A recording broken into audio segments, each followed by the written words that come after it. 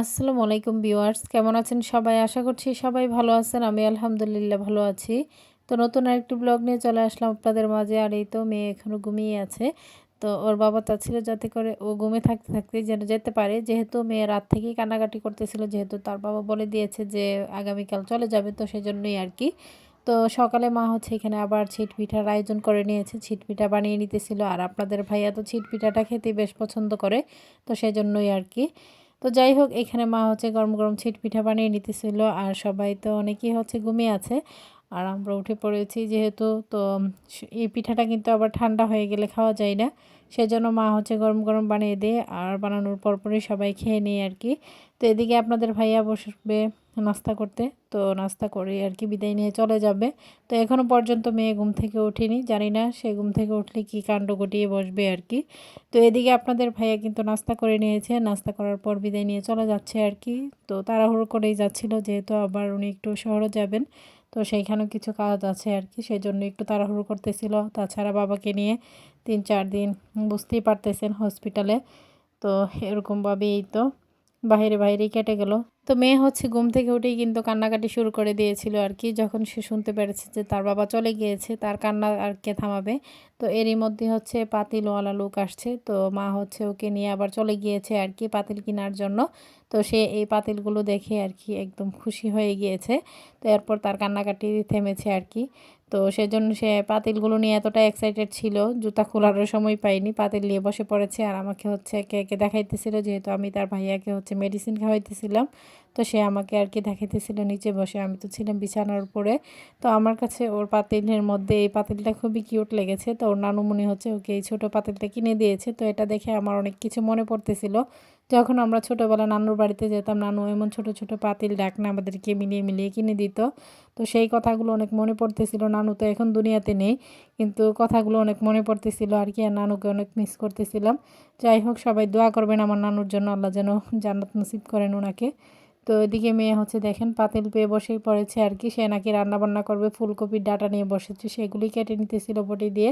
মানে তার সাহস দেখেন, আমি বারবার না বলতেছিলাম, তারপরে সে তাই করছিল। তো এরপর চলে গিয়েছে ওয়াশরুমে, সেগুলোকে ধুয়ে নাকি রান্না করবে। আর মাকে একদম পাগল বানিয়ে দিয়েছে, তাকে চুলা নামিয়ে দিতে হবে। সে চুলার মধ্যে তেল দিয়ে ওর নানুর মতো হচ্ছে রান্না করবেই। মানে সে একদম নাছুর বান্দা, কারো কথাই হচ্ছে শুনবে না আর কি। তো সেই জন্য মা আর কি করবে, ওর কথা তো একটু হলেও রাখতে হয়, মানে এরকমভাবে বলে না রেখে পারা যায় না।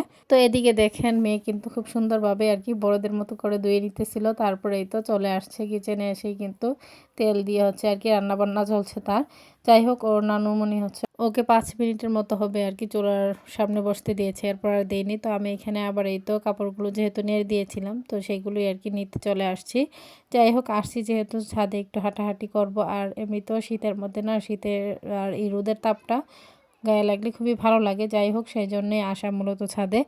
তো এদিকে আবার গতকালকের যে কেক কেটেছিলাম, তো গতকাল তো রাতে একটু খেয়েছিলাম, তারপর আর খাইনি। তো এখন হচ্ছে ছাদ থেকে এসে আর কি এই ঠান্ডা ঠান্ডা কেক বের করে নিয়েছি ফ্রিজ থেকে।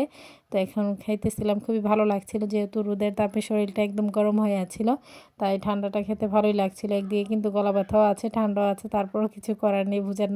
মানে কি বলবো, গলা ব্যথার কারণে হচ্ছে মানে একদম গরম পানি খেতে খেতে আমার অবস্থাটাই শেষ।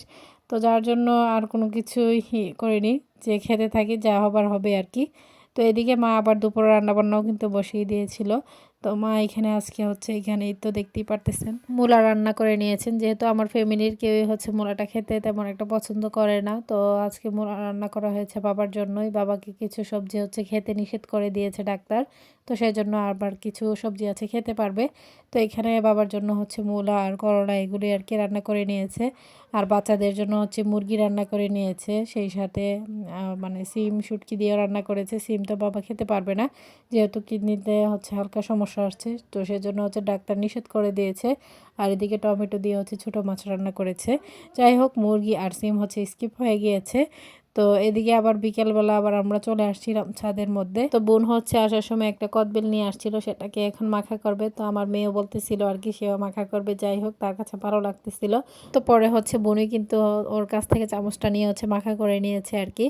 আর বিকেলে ছাদে যেহেতু রোদের তাপমাত্রা বেশ ভালোই আছে, সেজন্য এরকম টক ফল মাখা খেতে কিন্তু বেশ ভালোই লাগে। তো সবার কাছে আমার ছোট্ট একটি রিকোয়েস্ট, কেউ স্কিপ করবেন না, পুরো ভিডিওটি দেখে নেবেন। ভিডিওর কোনো অংশ দেখে যদি আপনাদের ভালো লেগে থাকে লাইক কমেন্ট শেয়ার করে দিবেন। আমার ছোট্ট চ্যানেলটিকে সাবস্ক্রাইব করে বেল আইকনটি বাজিয়ে দিবেন। যারা আমার ফেসবুক পেজ থেকে দেখবেন তারা অবশ্যই পেজটাকে ফলো দিয়ে পাশে থাকবেন। যেহেতু আমার গলা ব্যথা তো সেজন্য হচ্ছে ভয়েসটা যে কতবার যে আমি কাট করে দিয়েছি একমাত্র আমিই বলতে পারবো, আর আপনারা হয়তো বা বুঝতে পেরেছেন। যাই হোক, সবাই মিলে মজা করেই খাইতেছিলাম, অনেক গল্প করছিলাম, সব কিছু মিলে ভালোই লাগছিল। আর শীতের মধ্যে কিন্তু একটু রোদ পেলে কতটা ভালো লাগে জানেনই আপনারা। তো এখানে মেয়েও একটু মুখে দিতেছিল, তো ও কিন্তু এমনিতে জাল খেতে পারে না, সবার দেখা দেখি একটু মুখে দিতেছিল। যেহেতু দেখেছে যে আমি দেখাইতেছিলাম আপনাদের মাঝে, তো সেই জন্য সেও কিন্তু দেখাইতেছিল। তো সন্ধ্যায় ছোটো বোন আবার এখানেই তো মুড়ি মাখা করে সবাইকে খাওয়াবে, তো সেই জন্য হচ্ছে এখানে টমেটো, লেবু, তাছাড়া ধনিয়া পাতা, কাঁচামরিচ সব কিছুই কেটে নিয়েছি। যেহেতু ঠান্ডার মধ্যে কেউই হচ্ছে মুখের মধ্যে স্বাদ পাচ্ছিলাম না, তো হচ্ছে মুরগির ঝোল দিয়ে আর কি মাখিয়ে নিবে, তো তাই একটু জাল জাল করেই মাখতেছিল। যাই হোক, এই ঠান্ডার মধ্যে কিন্তু একটু জাল জাল খেতেই বেশ ভালো লাগবে। তো অল্প করেই মুড়ি নিয়ে নিয়েছে, যেহেতু মানে বেশি করে খাওয়ার মতো লোক নেই, তো আমরাই যেহেতু খাবো আর কি, তো সেই জন্যই আর কি। যাই হোক, খুবই মজা করে মাখা করতেছিল, আর ওর মাখাটা দেখে খুবই ভালোই লাগছিল, তো ওই অল্প একটু মুখে দিয়েছিলাম। যাই হোক, যতটুকুই খেয়েছি আলহামদুলিল্লাহ। তো সবাই ভালো থাকবেন, সুস্থ থাকবেন, আমার পরিবারের জন্য দোয়া করবেন। আশিস স্যারকে দেখে সবাই মাশাআল্লাহ বলে দিবেন। সামনে নতুন কোনো ভিডিও নিয়ে আবার চলে আসবো আপনাদের মাঝে, সেই পর্যন্তই সবাই সাথেই থাকবেন, সাপোর্ট করে যাবেন, বাচ্চাদের জন্য দোয়া করবেন। তো সব কিছু মিলেই যেন পরিবার নিয়ে খুবই ভালো থাকতে পারি, তো সবাইকে যেন আল্লাহ তাআলা শেফা দান করে সেই দোয়াই করবেন আর কি।